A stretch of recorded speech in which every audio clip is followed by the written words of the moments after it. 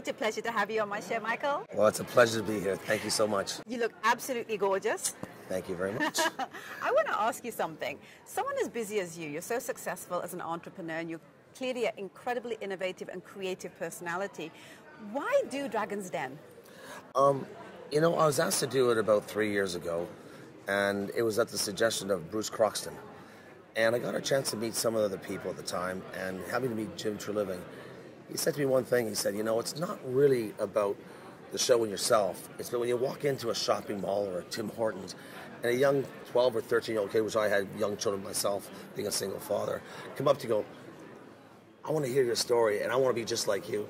It's real empowering that you're doing something good, you know. I always believe in reciprocity as being a big part of life, and, you know, you don't really get too much, like in business, you're always cutthroat, you're always going, I was in the trading business for most of my life, and you don't give yourself enough time to sit back and look, you know, the forest through the trees, you know. And giving back, and just seeing someone just have a smile on their face, or going to a school in their business class and giving a tutorial, it really is something special.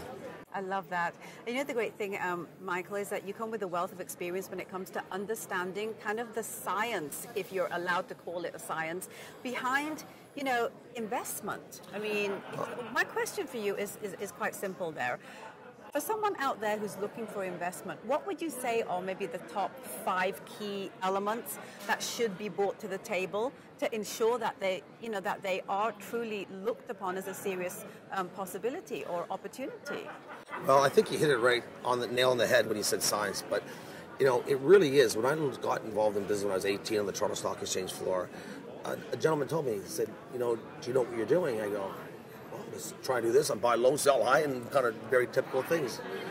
He goes, it's a science and an art. The science is very mathematical. You have to do your homework. You have to make sure you do your work. In life, I was never as good in school as I should have been, but I now do more homework now based upon what I need for life. Right. Business in life is about making sure that you're prepared for your next day, making sure you don't make the same mistake twice. And the art is very simply common sense.